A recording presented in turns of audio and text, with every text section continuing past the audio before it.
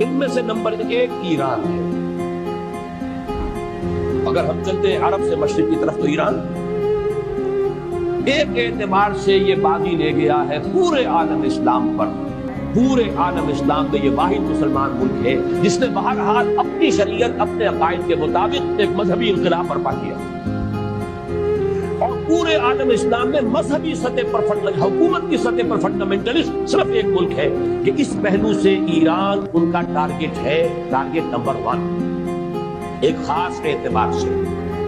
Target number 1 ایک دوسرے اعتبار سے ہم ہیں، وہ میں بعد میں عرض کروں۔ چونکہ حکومت کی سطح پر فنڈامنٹلزم ہے اور وہ آیا ہے ایک عوامی انقلاب کے نتیجے میں، پھر ان کے پاس تیل کی دولت ہے، اس کے خلاف اکنامک سینکشنز بھی ہو جائیں تو اگر لیبیا کھڑا ہو سکتا ہے تو بہرحال وہ بھی کھڑا ہو سکتا ہے، اور نقشہ وہ دنیا کو دکھا چکا ہے کہ لڑا دے ممولے کو شہباز، یہ نقشہ کس نے دکھا دیا۔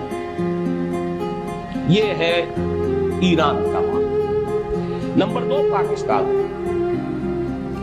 پاکستان 400 برس کی تجدیدی مساعی کا امین امانت دار، پورے ہندوستان میں مجدد الفسانی رحمۃ اللہ علیہ، شاہ ولی اللہ دہلوی رحمۃ اللہ علیہ، سید احمد بریلوی رحمۃ اللہ علیہ، ان کا جہاد، پھر اس 20ویں صدی عیسوی میں یا 14ویں صدی ہجری میں علامہ اقبال جیسا مفکر، مولانا مودودی جیسا مصنف، مولانا الیاس جیسا مبلغ، شیخ الہند جیسا مجاہد حریت، پورے عالم اسلام میں ان کا پیرلل کوئی نہیں۔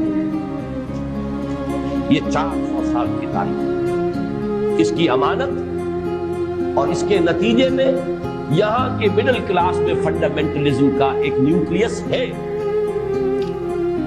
اگرچہ حکومت کی سطح پر کوئی پیش رفت نہیں ہو سکی آج تک، بلکہ اب تو پسپائی ہو رہی ہے، اب پیچھے ہٹ رہے ہیں۔ وہ ہمارے ان سیاسی جو بھی زعماء ہیں، جو جماعتیں ہیں، ان کی غلطی اور الیکشن ہی کو واحد میدان بنا کر اس کے اندر اپنا سارا وقت و توانائی اور قوتیں ضائع کر دینا، یہ ہے در حقیقت جس کا کہ یہ صدا مل رہی ہے کہ اس اعتبار سے تو پسپائی کی طرف ہے معاملہ، کسی پیش رفت کی طرف نہیں ہے۔ لیکن باہر والے تو دیکھتے ہیں نا کہ اندر کیا کچھ مواد موجود ہے۔ اگر مڈل کلاس میں وہ فنڈامنٹلزم کا بارود موجود ہے تو کسی بھی وقت اس کے اندر جو ہے وہ کوئی دھماکہ ہو سکتا ہے۔